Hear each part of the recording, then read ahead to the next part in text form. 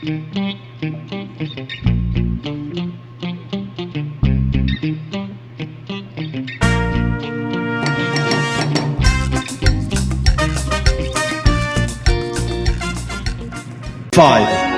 4, 3, 2, 1, go!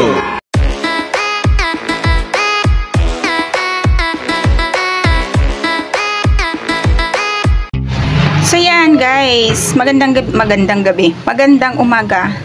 Good morning sa inyong lahat. Ayan, eto nga ang inyong Weng BTE. Welcome back muli sa ating munting channel. Ito yung ating mga ingredients sa ating sa ating lulutuin ngayon na dinengdeng, dingding lang ang pagitan. Ito yung ating ano lang naman to guys, yung dinengdeng mixed veggies lang. Ano siya, kumbaga parang specialty ng mga Ilocano. And since Ilocana ako, yun, luluto tayo ngayon. Meron tayo ditong okra. Ayan, eto kabatiti. Kabatiti to guys. Alam niyo ba kung ano yung kabatiti? Hindi ko alam sa Tagalog, pero ano to, kamag-anak siya ng patola. So patola to, yung patola na may mga ang tawag doon, gilid-gilid. Yun, basta yun, patola yan. Tawag sa amin yan, kabatiti. Bala kayo dyan. Eto, ating kalabasa. So yan, na-chop na lahat siya. Tapos eto yung ating mga sibuyas, luya. Eto pala, lason na pala to. Hinati ko lang siya sa gitna. Eto sibuyas. Nakukulangan kasi ako dito sa lason na lang, kaya nilagyan ko ng sibuyas additional. Tapos eto, dahon ng lasuna. Ayan, familiar ba kayo sa lasuna? Tapos meron tayo ditong kamatis. Tapos guys, eto yung ating dahon, green veggies. Ano to dahon ng saluyot. Dahon ng saluyot at saka spinach. Dahon ng spinach. Basta spinach. Alam niyo ba kung anong spinach? Ayan, pagkain ni Papay. Papay. Ayan. So, yon. Yan ang ating gulay. Wala akong nabiling malunggay. Kaya, ito na lang spinach yung isinama ko. So, yon. Tapos, ang isasahog natin, papakita ko sa inyo kung ano isasahog natin. So yan, ito yung ating, daldal ako ng daldal, hindi pala naka-play, my goodness. Ito yung ating pansahog guys, inihaw na bangos, yan. Tapos may feelings yan. May feeling sa loob, ayan. Mayroon siyang sibuyas at saka kamatis at saka luya. Yon. Ang ating inihaw, bagong ihaw lang yan. Syempre ang ating panimpla ay bagoong, konti lang yan. Na lalagyan natin ng konting bagoong. Tapos kung matabang, dadagdagan na lang ng asin. So yan, dyan lang kayo. So eto, nagpakulo na ako ng water. Ayan, ganyan lang kadaming water siya. Tapos ilalagay na natin yung ating bagoong. Lalagyan ko na siya ng bagoong, konti lang. Ayan, hindi ko inubos. Malasahan lang siyang konting bagoong. And then, ilalagay ko na rin yung ating kalabasa. Yan. Ayan, check natin. Ayan, since kumukulo na siya, lagay na natin yung ating kamatis. Yan. Kamatis. Kamatis and yung ating luya. Dito. Tapos, lalagay na rin natin yung ating sibuyas. Yung laso na later on. So, yan. Pakuluin lang natin. So, yan. Check na natin. Baka pwede na ilagay yung ating aray ko mainit. Ilagay na natin yung ating okra.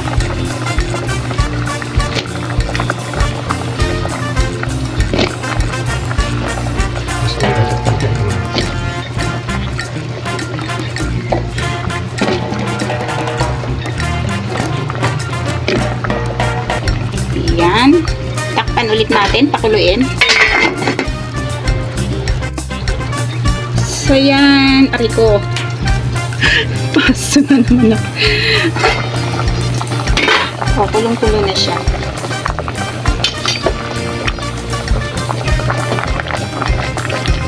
Lagay na natin yung ating patola. Para mabilis. Mabilis magluto. Yan. So, yan. Pakuliin lang natin. Para sabay na silang maluto ng okra. Yan. Yan.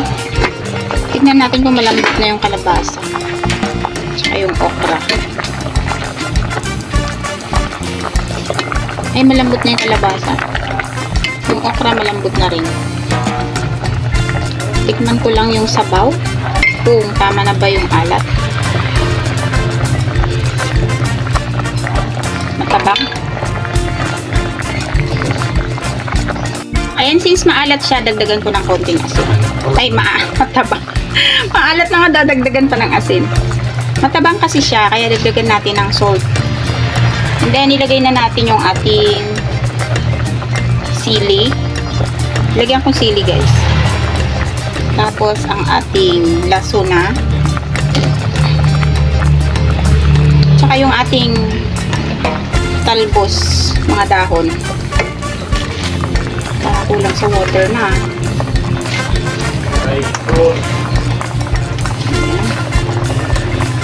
Daming gulay.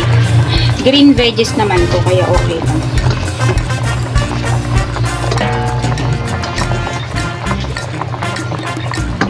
Ayan.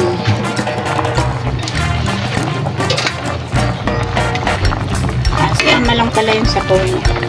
Pangit din naman kung sobrang dami yung sabaw.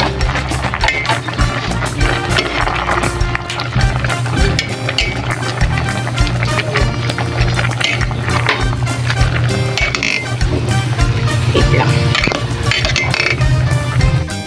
So, tingnan na natin kung kumulo na. Oh, kumulo na siya. Lagay na natin yung ating dahon ng lasuna.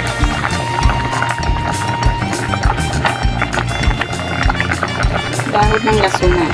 At saka yung ating bangus. Ilalagay na rin natin. Yan. Hinati ko na siya. Aray ko. Hinati ko siya sa gitna. Ouch. So, yan. Takpan lang natin. Pakuluin lang natin saglit. So, yan guys. Check na natin. Luto na to. Yan. Matilim. Lobat na kasi phone ko. Hindi na ako makapag-iilaw. Ayan. Ready to eat. Sana hindi umanghang kasi yung isang sili ay putol. Mali-mali na yung diba? Yan ang ating dinengdeng. Kain na tayo. So, yun. Ito na yung ating ulam ngayong tanghali ng Sabado.